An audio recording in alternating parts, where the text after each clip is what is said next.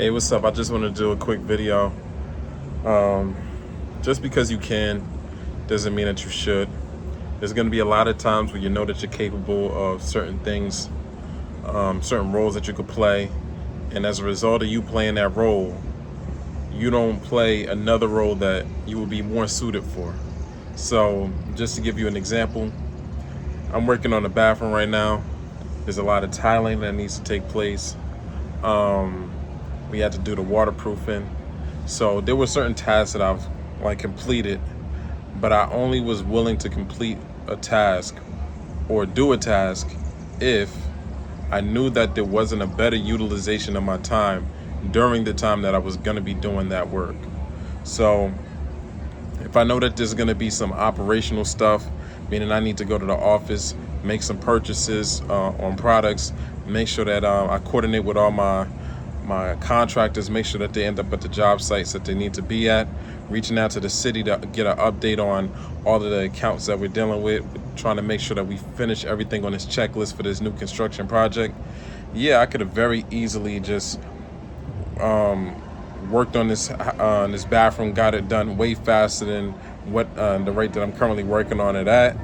But if that means that I don't get to play a role that's going to have more significance to the future of the rest of the projects that I have going on overall, then I don't want to compromise my ability to be able to finish 5 tasks just to do one task.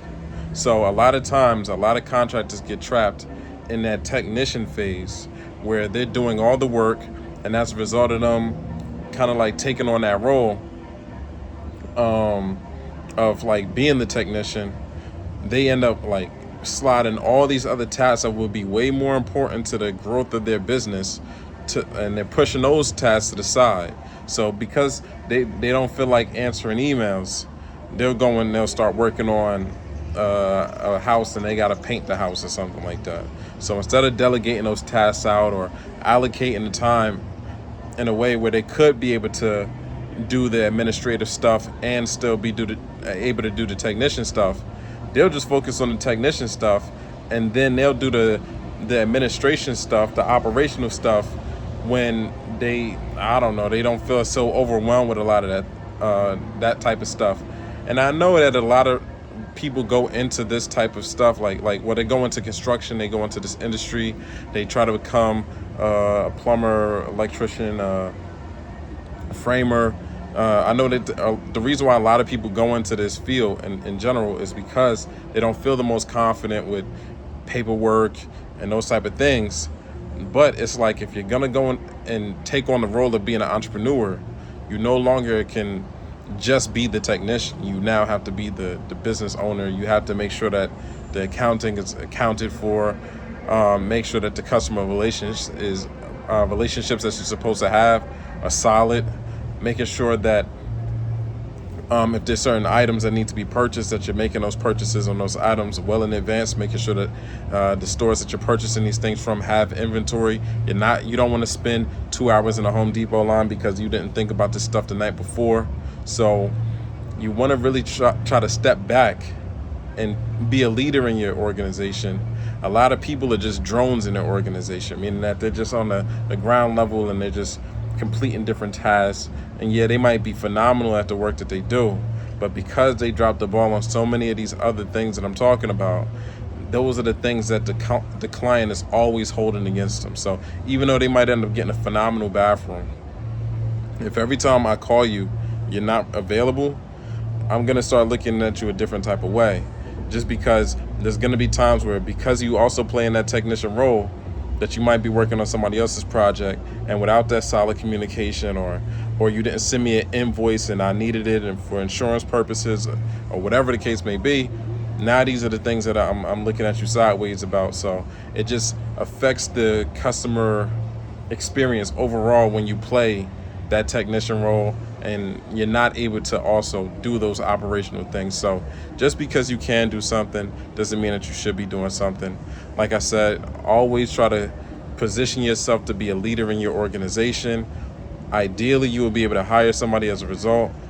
Only take on projects where you know that you would be able to get some additional help.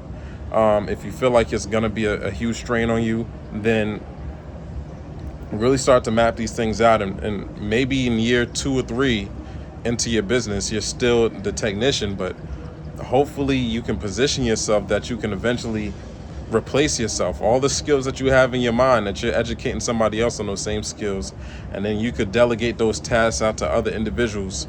That way you could step back, and now you can say, hey, I've already trained the guys, now I have a system in place. So those guys are going to go out to the property. One of the guys, I'm going to train them how to do estimates. The other guy, I'm going to train him to be a tile expert. And another guy, I'm going to get him to do the customer relations.